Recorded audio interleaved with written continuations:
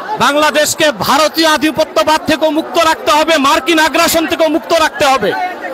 মানবাধিকার কমিশন, যেটা জাতিসংঘের মানবাধিকার কমিশন, যেটা ঢাকায় প্রতিষ্ঠিত হয়েছে, পৃথিবীর 16টি যুদ্ধ বিধ্বস্ত দেশে এই কমিশন আছে। বাংলাদেশ তো যুদ্ধ বিধ্বস্ত না। রিপন এবং আব্দুল কাদের নাহিদ এই মুহূর্তে বাইতুল মুকাররমের সামনে ইসলামী সংগঠন ইসলামী আন্দোলন বাংলাদেশ এবং ইসলামী ইন্তেফাদা বাংলাদেশ সহ 3-4টি সংগঠন, ইসলামী সংগঠন একসাথে বিক্ষোভ মিছিল এবং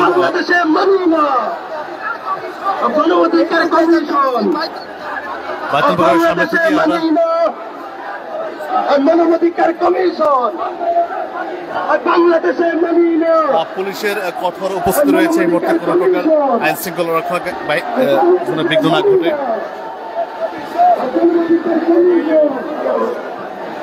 সামনে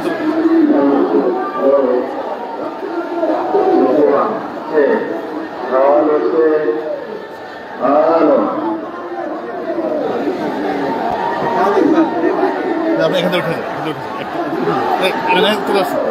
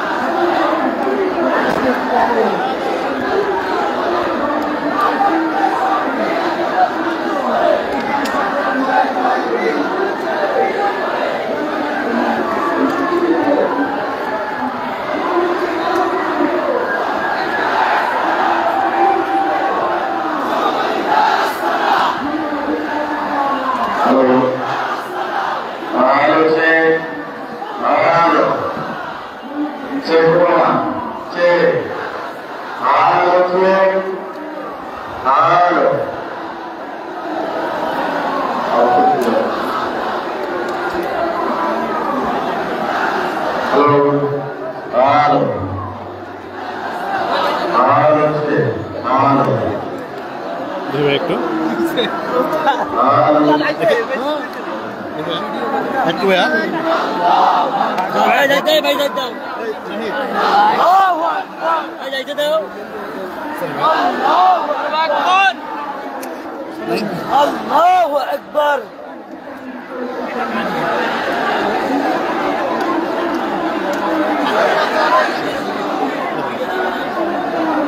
আমরা এই মুহূর্তে দেখতে পাচ্ছি ঢাকায় জাতিসংঘের মানবাধিকার কার্যালয় স্থাপনে ইসলামিক প্রিয় নাগরিকদের জঙ্গি নাটকের ফাঁসানোর প্রতিবাদে মিছিল, বিক্ষোভ মিছিল এবং ইন্তিফাদা বাংলাদেশের উদ্যোগে আজকের এই মিছিলের অগ্রভাগে রয়েছেন বিশিষ্ট ইসলামিক চিন্তাবিদ ওয়াইজিন এবং সুপরিচিত ইসলামিক স্কলার মাওলানা এনায়েতুল্লাহ আব্বাসীর নেতৃত্বে এনায়েতুল্লাহ আব্বাসের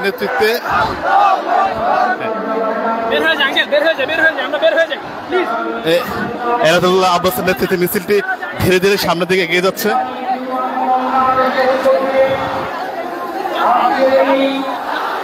লম্বা করুন,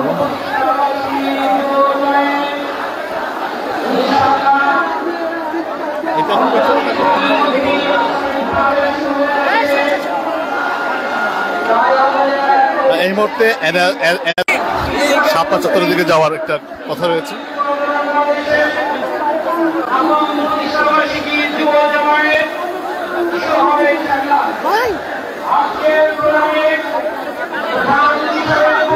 দর্শক দেখতে পাচ্ছেন বাংলাদেশের অন্যতম ইসলামিক স্কলার, বিশিষ্ট ইসলামিক বক্তা এবং বিভিন্ন সময়ে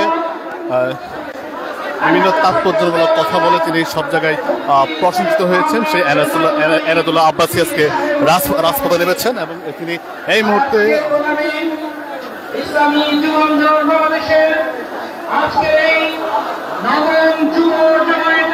নবম বাংলাদেশের প্রতিষ্ঠা বার্ষিকী প্রোগ্রামের মাধ্যমে ইসলামী আন্দোলনের আমির হযরত পীর সাহেব চরমনাই জুলাই বিপ্লবের যে চূড়ান্ত ঘোষণা দিয়েছেন, এই মুহূর্তে এনায়েতুল্লাহ আব্বাসীর নেতৃত্বে বিশাল এক মিছিল, বিক্ষোভ মিছিল, সেটি শাপলা চত্বরের দিকে যাচ্ছে।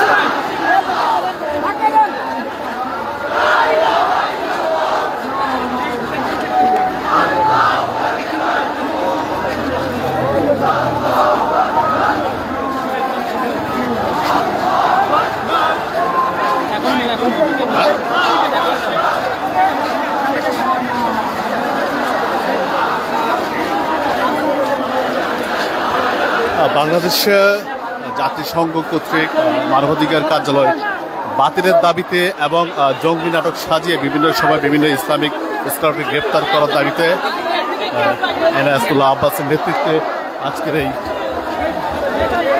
বিক্ষোভ মিছিলটি ধীরে ধীরে বাইতুল মোকাররম জুমার নামাজ শেষ করে শাপলা চত্বরের দিকে এগিয়ে যাচ্ছে এবং তাদের পেছনে নেতা কর্মীরা তারা স্লোগান দিচ্ছেন।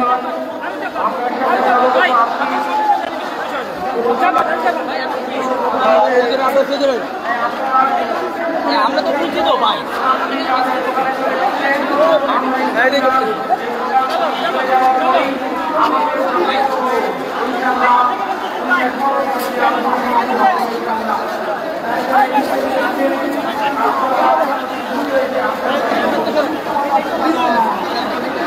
হেফাজতে ইসলামের এবং আপনারা যাইতে থেকে আমরা আরেকটা দেখছি অন্যতম রফিকুল্লাহ মাদানী রয়েছে, যিনি বিভিন্ন সময়ে বিভিন্ন ইসলামিক কথাবার্তার কারণে কারাগারও ভোগ করতে হয়েছে তাকে। আজকে এক কথায় অনেক যারা বিভিন্ন সময়ে ইসলামিক কথাবার্তা বলে বা রাষ্ট্রীয় বিষয়ে কথাবার্তা বলে জেল জুলুমের শিকার হয়েছেন, আজকে সেই সব হুজুর সেসব আলেমরা রাস্তায় নেমে এসেছেন এবং তাদের বিক্ষোভ করছেন।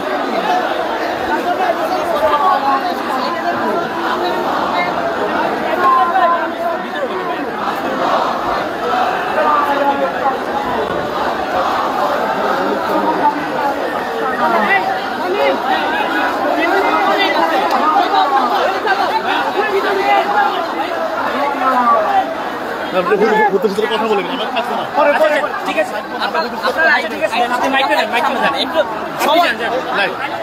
আজকে আপনাদের যে দাবিটা আমাদের দাবি হচ্ছে বাংলাদেশকে ভারতীয় আধিপত্যবাদ থেকে মুক্ত রাখতে হবে, মার্কিন আগ্রাসন থেকে মুক্ত রাখতে হবে। মানবাধিকার কমিশন যেটা জাতিসংঘের মানবাধিকার কমিশন যেটা ঢাকায় প্রতিষ্ঠিত হয়েছে, পৃথিবীর 16টি যুদ্ধ বিধ্বস্ত দেশে এই কমিশন আছে। বাংলাদেশ তো যুদ্ধ বিধ্বস্ত না, তাহলে বোঝা যাচ্ছে বাংলাদেশকে পরিকল্পিতভাবে যুদ্ধের দিকে ঠেলে দেওয়া হচ্ছে। আমরা এই বিতর্কিত জাতিসংঘের মানবাধিকার কমিশনকে ঢাকায় কোনো অবস্থায় মেনে নিব না, এটাকে উচ্ছেদ করতে হবে। প্রয়োজনে মার্চ টু যমুনার ডাক দিতে আমরা বাধ্য হব। আর দ্বিতীয় হচ্ছে, আবার ফেসিবাদের আমলে আলেম ওলামা পীর মাশায়েখদেরকে যেভাবে জঙ্গি তকমা দেওয়া হতো, সেই জঙ্গি কার্ডকে আবার ফিরিয়ে আনা হচ্ছে, যেন যারাই সাতেমদের বিরুদ্ধে, নাস্তিকদের বিরুদ্ধে, ইসলামের স্বার্থের পক্ষে বক্তব্য দিবে, শরিয়া রাষ্ট্র চায়, তাদেরকে যেন জঙ্গি তকমা দিয়ে তাদের কণ্ঠকে রুদ্ধ করা যায়। ইনশাআল্লাহ এটাও সফল হবে না। প্রয়োজনে ইসলামের সুমহান স্বার্থ রক্ষায়, মুসলমানদের মৌলিক দাবিগুলো আদায়ে, বাংলাদেশের স্বাধীনতাকে ভারতীয় আধিপত্যবাদ ও মার্কিন আগ্রাসন থেকে মুক্ত রাখতে আরেকটি বিপ্লব হবে বাংলাদেশ ইনশাআল্লাহ। এইমাত্র বলছিলেন আমাদের সাথে এনায়েতুল্লাহ আব্বাসী, তিনি বলেছেন তাদের এই যে দাবিগুলো রয়েছে এগুলো তো পালিত না হয়, ওই ক্ষেত্রে তারা এই মার্চ থেকে সরাসরি যমুনা অভিমুখে তাদের বিক্ষোভ মিছিল করবে এবং তাদের যেই জাতিসংঘ কর্তৃক মানবাধিকার স্থাপন বিরুদ্ধে পাশাপাশি যেই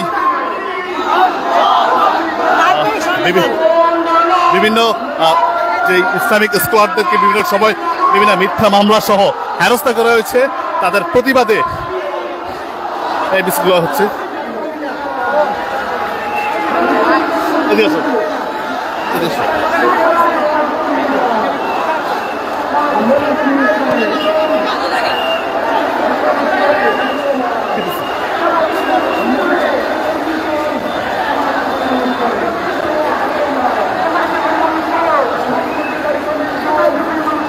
এই ছিল আমাদের কাছে সর্বশেষ তথ্য। বাইতুল মোকাররম জুমার নামাজের পরবর্তী সময়ে এনায়েতুল্লাহ আব্বাসের নেতৃত্বে ইন্তেখাবার যেই মিছিলটি আপনারা দেখতে পাচ্ছেন, এটি শাহবাগ, সেটি এই মুহূর্তে সামনের দিকে এগিয়ে যাচ্ছে এবং আমরা এনায়েতুল্লাহ আব্বাসের সাথে কথা বলেছি এবং এখানে আপনারা দেখছেন তাদের একটা স্বেচ্ছাসেবকদের বিশাল বলয়ে তাদের বিক্ষোভ মিছিলটি সামনের দিকে এগিয়ে যাচ্ছে, সেটা শাপলা চত্বরে গিয়ে শেষ হবে। এই ছিল আমাদের কাছে সর্বশেষ তথ্য। পরবর্তী যে কোনো তথ্য নিয়ে আপনাদের সামনে লাইভে আবারও উপস্থাপন। ততক্ষণ সবাই ভালো থাকবেন।